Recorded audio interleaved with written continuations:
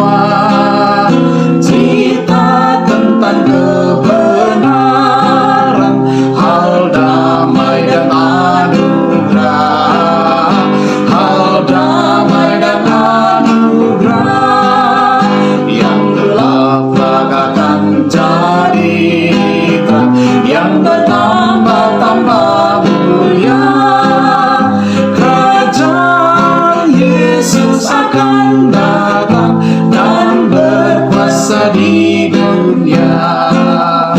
Ada nyanyian kami mau nyanyikan pada bangsa-bangsa semua, nyanyian yang muliakan Tuhan dan yang mengusir susah, dan yang mengusir susah, yang gelaplah akan jadi terang, yang bertambah-tambah mulia.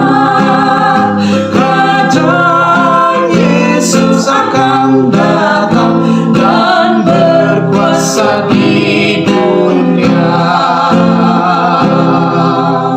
Senang lagi boleh berjumpa pada saat ini. Mari kita awali ibadah kita dengan berdoa bersama-sama. Kita bersatu dalam doa.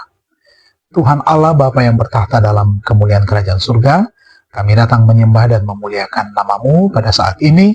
Berterima kasih oleh karena kami diberkati hingga saat ini. Kami akan lagi belajar firman Tuhan. Kiranya kuasa Allah Roh Kudus akan memberikan pengertian kepada kami. Di dalam nama Tuhan Yesus kami persembahkan doa ini. Amin. Baik, pelajaran kita pada saat ini berjudul Mati untuk Rokok. Ayat tema berbunyi demikian. Tetapi syukur kepada Allah yang telah memberikan kepada kita kemenangan oleh Yesus Kristus Tuhan kita. 1 Korintus 15 ayatnya yang ke-57. Penjelasannya, tulisan pada saat ini ditulis oleh Elmar P. Sakala dan Kay Kusma. Penjelasannya adalah seperti ini. Selama 28 tahun David merokok. Dia pernah berpikir untuk berhenti berkali-kali, tetapi tidak pernah berhasil. Sahabatnya Larry yang 45 tahun telah merokok selama lebih dari 25 tahun. Baru-baru ini didiagnosis menderita kanker paru-paru. Ini merupakan seruan peringatan bagi David. Dia kemudian mendaftar dalam program berhenti merokok. David mengetahui bahwa konsekuensi medis dari merokok adalah masalah kesehatan nomor 1 di Amerika Serikat, dengan lebih dari 450.000 kematian setiap tahunnya.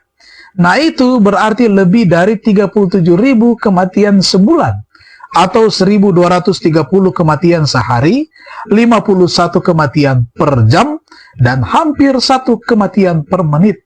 Itu setara dengan 18 pesawat jumbo jet 747 yang jatuh setiap minggunya tanpa ada yang selamat.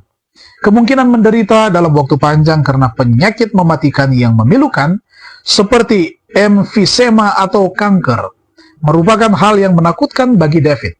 Meski penyakit kanker yang umumnya disebabkan oleh rokok adalah kanker paru-paru, ada juga kanker bibit, mulut tenggorokan, pita suara, kerongkongan, lambung, hati, pankreas, usus besar, dan kandung kemih. Lalu, ada kemungkinan penyakit jantung atau juga stroke. Diperkirakan bahwa merokok merupakan penyebab pada 30 hingga 40% dari semua kematian akibat penyakit jantung koroner di Amerika Serikat, serta 15% dari hampir 150.000 kematian akibat stroke. David mengetahui bahwa risikonya terkena penyakit arteri, aterosklerosis perifer 10 kali atau lebih umum terjadi pada perokok. Dan kematian karena pecahnya aneurisme perut adalah 2-5 kali lebih sering terjadi. Tentu saja, dampak buruk akibat dari merokok itu tidak dapat dihitung. Dan lagi, perusahaan-perusahaan tembakau menghasilkan pendapatan kotor lebih dari 50 miliar dolar per tahun dari penderitaan yang mereka timbulkan. Pertanyaannya adalah, apakah David akan berhasil menghentikan kebiasaan tersebut? Ya, dia akan berhasil. Karena dia menyadari bahwa dia tidak dapat memperoleh kemenangan sendirian. Sebaliknya, ia telah memilih 1 Korintus 15 ayat 57 sebagai ayat kemenangannya. dan telah mengklaim janji bahwa dengan Kristus dia bisa melakukan apa saja. Itu dalam Filipi 4 ayat 13. David telah menetapkan bahwa merokok adalah dosa, karena hal itu dapat membunuh secara perlahan, dan hukum Tuhan adalah jelas, jangan membunuh. Jadi David langsung menghentikan rokoknya dengan segera demi hidupnya.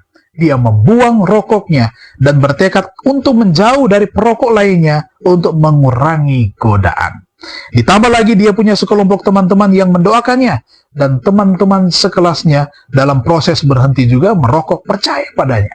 Baru beberapa hari sejak dia berhenti, tetapi dia sudah bersyukur kepada Tuhan atas kemenangannya. Kesimpulan, jika Tuhan bisa memberikan David kemenangan atas kecanduannya setelah 28 tahun, nah dia bisa melakukan yang sama untuk Anda, untuk saudara-saudari yang masih tergantung pada rokok.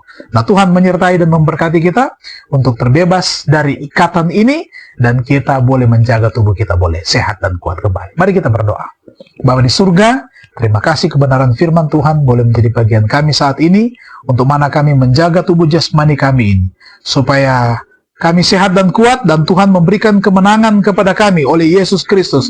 Bila mana ada yang masih tergantung dengan kuasa daripada merokok yang membuat tubuh ini menjadi sakit. Oleh karena itu, umat-umat Tuhan yang berencana untuk berhenti dalam kebiasaan merokok, untuk menjaga tubuh lebih sehat dan kuat kembali, diberkati, diberikan kemampuan untuk boleh dapat menang dari pergumulan ini. Diberkatilah semua umat-umat Tuhan yang sudah beribadah bersama-sama pada saat ini. Kami boleh mendapatkan yang terbaik untuk hari ini, berkat materi, berkat kesehatan, dan kekuatan iman. Dalam nama Tuhan Yesus kami persembahkan doa ini. Amin. Tuhan memberkati kita semua.